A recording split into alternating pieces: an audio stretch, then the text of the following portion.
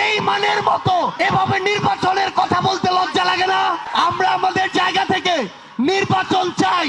যেই খুনি হাসিনার হুকুমে এতগুলো প্রাণ গিয়েছে, সেই খুনি হাসিনার বিচার হওয়ার আগে সার্জিসরা যখন লজ্জা শিখাচ্ছে বিএনপি কে, তারেক রহমানকে, তখন বিষয়টা একটু কেমন লাগে না? দিন শেষে তুমি তো ছাত্রলীগেরই ছিলা।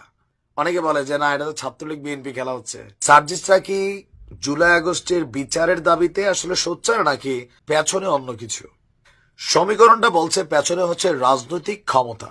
তারা মানিক মিয়া অ্যাভিনিউ ঠিক সংসদের সামনে সোজা রোডটার দিকে দাঁড়াইয়া যে প্রোগ্রামটা করছে, হাসনাতের বক্তব্য ছিল এই রোড দিয়ে সোজা সংসদে যাওয়ার জন্যই আমরা এখানে দাঁড়াইছি। তো সংসদের রাস্তাটা কি আসলে এত সোজা? এই জুলাই আগস্টে শহীদদের রক্তের উপর দাঁড়াইয়া তুমি যে 2 মাস না যাইতেই বা 3 মাস না যেতেই বিয়ে করে ফেললা, তো তোমার কি লজ্জা লাগে নাই? তোমার কাছে তোমার বিয়েটা জীবনের যতটা গুরুত্বপূর্ণ ছিল, ততটা বিএনপির কাছে নির্বাচনটা গুরুত্বপূর্ণ। গত 17 বছর ধরে অপেক্ষা করছে।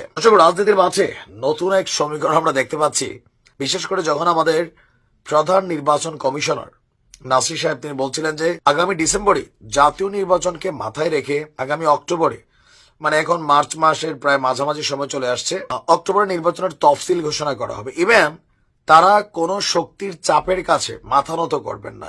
বাংলাদেশে একটা সুষ্ঠু নির্বাচন দরকার, আর সেই জন্য তারা ডিসেম্বরকে মাথায় রেখেই নির্বাচনের আয়োজন করতে যাচ্ছে। ইভেন আন্তর্জাতিক মিডিয়াকে দেওয়া সাক্ষাৎকার বা বিদেশিদের যে দূতাবাসের যারা রাষ্ট্রদূতরা আছেন তাদের কাছে দেওয়া সাক্ষাৎকারেও সিএসি বলছিলেন যে নির্বাচনটা আগামী ডিসেম্বরে হবে। আর এতেই অনেকটা মাথা গরম হয়ে গেছে আমাদের এই সার্জিসদের। এখন প্রশ্ন হচ্ছে, এটা এত সোজা না, এটার জন্য আলাদা কিছু দরকার লাগে, যেটা এই মুহূর্তে ছাত্রদের কাছে নেই। সেটা হচ্ছে একতা।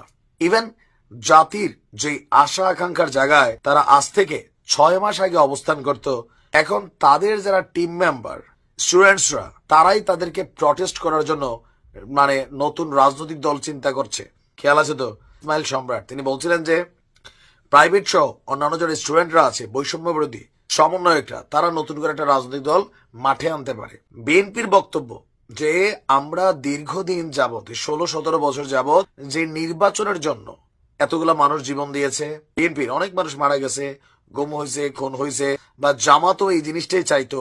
আজকে যখন ওই মুহূর্তটা আসছে, তখন নির্বাচনকে পেছানোর আর কোনো সুযোগ নাই। বরঞ্চ রিজভী সাহেব বলছেন যে জুন জুলাই তো নির্বাচন হইতে পারে, কেউ কেউ বলছেন 5ই আগস্ট এই দিনটাকে ঐতিহাসিক করার জন্য ওই সময় নির্বাচন দরকার। এখন ছাত্ররা কেন চাচ্ছে, মেইন রিজন হচ্ছে সারা বাংলাদেশ থেকে তারা এককভাবে নির্বাচন করবে।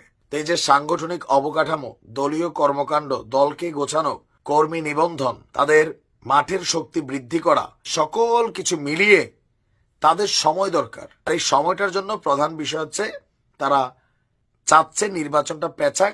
ডক্টর ইউনূসের এই সংস্কার যে খেলাটা চলছে, এই খেলাটা দিয়ে যেন আর লম্বা সময় তারা সুযোগ পায়।